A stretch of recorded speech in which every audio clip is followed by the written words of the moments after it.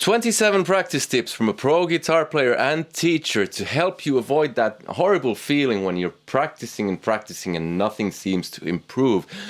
Today I'm going to try to help you maximize your improvement, because who doesn't want to improve? Hello and welcome to another video with me, Elmo Karjalainen. It's good to have you along. Yes, I am a professional guitar player. Some might call me a professional YouTuber. But I have also been a professional touring guitar player, and I've been a teacher for 15 years. I've taught music in elementary, middle and high school. So I've had thousands of students. I've taught one-on-one, and I'm also a football coach. So I've seen this stuff work in so many, I know what I'm talking about. So let's get going. Number one, oh yes, before I get going, I'm going to time this because I'm going to try to keep it under 15 minutes. No edits. So, yeah, you get to, I don't know, laugh with me or at me. I don't care. Number one, how you practice is at least as important as what you practice. Some people worry, what should I practice? I don't know what I should practice in which order. Doesn't make much of a difference, really. As long as it's somehow related to each other. I would say that how you practice is way more important than what you practice. At least as important, but I think it's way more important. Number two, how can a ladder help you become a good guitar player? Well, it's a metaphor. It's not a real ladder. It's you have a big goal. I want to become like Steve Vai, for instance, and then you break it down into smaller bits. All the things that Steve Vai does, there are different ways you can do this, but for now, just that's what you do. And then you learn it step by step. So Steve Vai bends, you learn bends, and you climb the ladder. That's how a ladder works. Yeah. And that's kind of also what you practice. So it helps with that. Number three, good habits are essential. We all know that. But how do you make good habits easier? Well, make them easier. What I do is I have my guitar, not in a case, it's there, visible. And I also make my practice sessions such that I try to always practice in the morning after breakfast in the kitchen for 15 minutes. So it's a concrete place and time. That means it's more difficult to procrastinate. Bad habits, number four, might be keeping you from practicing. All manner of bad habits. Maybe you watch too much TV, maybe you sit around with your phone too much. Make the bad habit harder. I heard of a guy who, when he wanted to watch less TV, so he ended up carrying the whole TV into the closet so that it would be difficult to kind of mindlessly start watching it. And it worked. So make those bad habits hard. I've talked about this elsewhere. Number five, focus. Focus is absolutely key. Now, this is one of those how to practice things. When you find that your mind wanders, bring it back to the task at hand, which is practice. Attend to what you're doing. When you bring back that focus, that means that you're also practicing your ability to focus for longer periods. That is, or practice is also in and of itself a skill that you have to practice or can practice. So you get better at practice, which you have use of in every walk of life. So focus. If you're not focusing, you won't see the results in the same way at all. Number six, measure your progress. Now, with something like this, it's easy. You use a metronome and you want to build up speed. Now, with something like this, it's a bit more difficult, but it's doable. You record yourself or film yourself, and it works like error feedback as well. If you notice that you're doing like this, you compare it to someone who you know that or who you admire, and you notice that they have the thumb here, and you notice that something wrong here. And when you notice that you progress because you're measuring progress, that gives you added motivation, builds enthusiasm, gives you momentum. I'm at 4 minutes and this is number 6. I'm not going to make 15 minutes this way. Are you feeling frustrated? I know I get frustrated quite often. Sometimes I used to swear. I try to avoid that because I have kids now. But I used to swear. I can take a break and then I come back to it. I might even take the whole day off from it, but I always come back to it. I bang my head against that wall.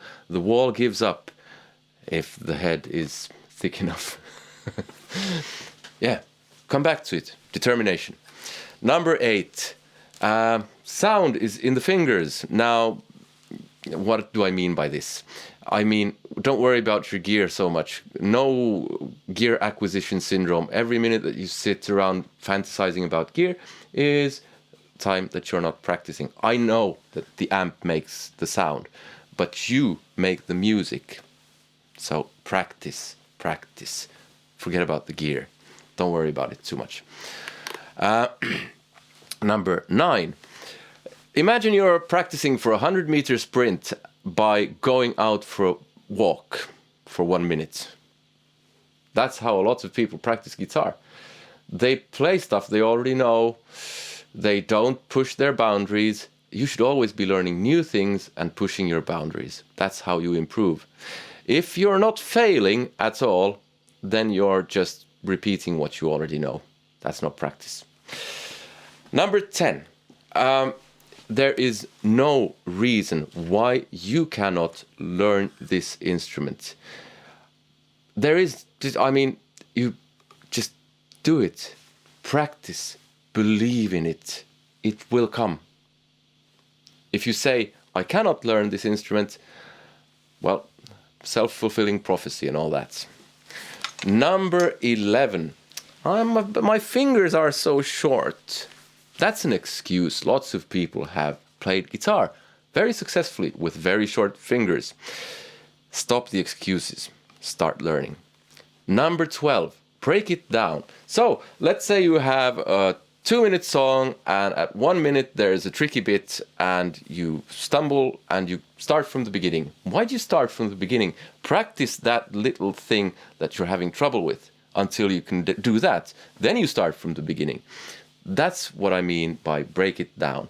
If you have an exercise and there's a tricky bit there, just practice that tricky bit. That's how you improve. Break it down. Number 13. Remember that rest is good. It can be good to take a day off or at least do something different. Maybe listen to music. I mean, it can be good. When you go to the gym, you don't build muscle in the gym. You actually break down the muscle, and that muscle regenerates when you sleep, provided that you have enough nutrients through eating. So rest is good. Also, when you sleep, your mind replays what you've been playing I've heard 20 times the pace of what you actually do it. I don't know if that's true, but it does replay it. So it strengthens learning. Very good. So, next one.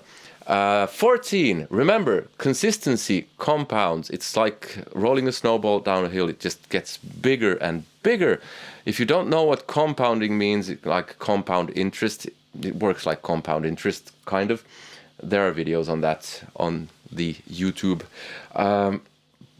Consistency is key. 15 minutes a day, every day, is better than 5 minutes on a 5 hours on a Saturday.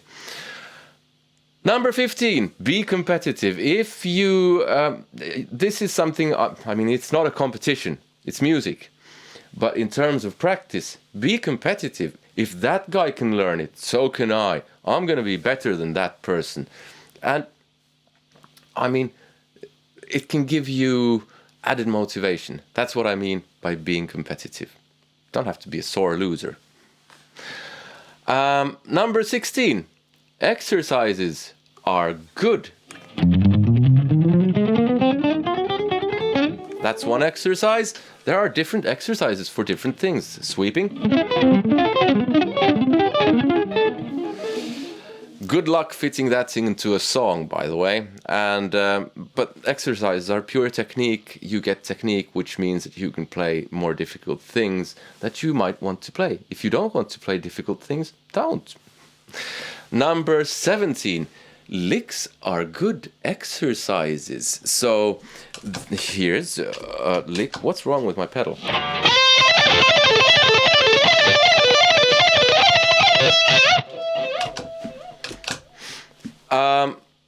Yeah, licks are great exercises, and they're also musical vocabulary that you can use. You don't have to play fast licks. It can be any old licks.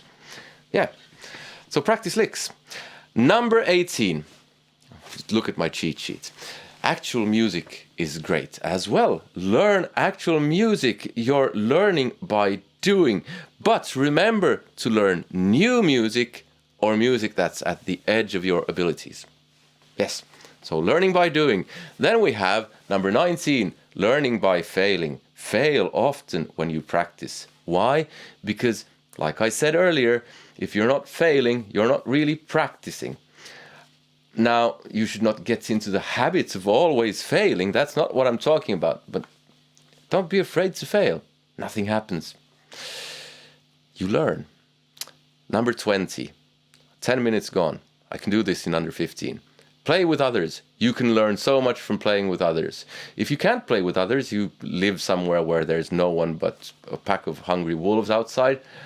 Play with a backing track or with a CD. Remember those? Or with a vinyl. The real music. Play along to it. Or with a cassette like I did back in my youth in the 1800s. Number 21. People worry about this. Why is everyone better than me?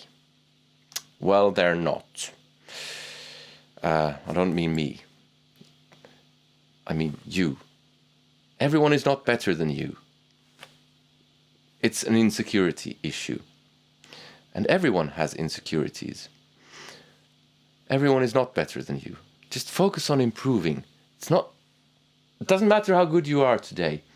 What matters is that you're moving in the right direction. You keep moving in the right direction, you will become seriously good.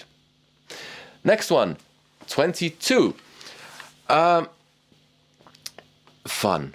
It's absolutely key, because what's the point of learning something that isn't fun? We've all done that in school, and for many of us, the results weren't great.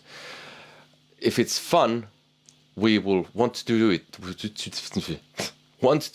more, which will see better results. My first guitar teacher didn't really ask me what I wanted to play. He just taught me stuff that I wasn't interested in. I swapped teachers, and my second teacher asked me, what do you want to play? It instantly became fun. Yes, it was still difficult, but it was fun. And if it's fun, it's kind of easy, in a way. Yes, 23. Diversity is good. Listen to all sorts of music. If you just listen to one band, it kind of becomes like musical inbreeding. That's no good. Listen to all sorts of music. That will make you a more versatile player and a more original player. Number 24. Train your ears. I don't know why people wouldn't do this, because music enters us through our ears. And it's also our ears that detect if we're playing something wrong, if we're out of tune or something like that. How do you train your ears? Well, one simple way is just to transcribe a bunch of stuff. Start easy. Just whatever. Happy birthday. Something like that, if you're new to the whole thing. Try to learn it by ear. Number 25. Limit yourself. Do a practice session where you're only allowed to play on one string. Or without a pick, just fingers. That can, after a while, open up new ideas and possibilities. Number 26. Improvise. Improvising is kind of like another form of songwriting. Songwriting is another form of improvising. You might be thrown into the situation of you have to improvise something. And improvisation is fun. Learn to improvise. It's good. And number 27 kind of goes back to the fun thing. Remember that learning is self-driven. And what I mean by this is, don't sit around and worry about what you should practice. You should practice what you want to practice. If you don't know what you want to practice, take some time out to listen to new music, make some kind of list of things that you want to learn. it's a completely valid part of practice to wonder what to practice. That in and of itself is kind of a part of the practice. And then you stop worrying about what to practice and start to worry about how to practice. And if you want to watch a video on how to practice, that video is here, and I strongly urge you to watch that. If you want to support the channel, there's a link in the description where if you buy something that way, even just your strings, you will support the channel at no extra cost to you. It is an affiliate link. But above all, I hope you had some use of this video, and I hope you have a nice day. Take care. See you. Bye.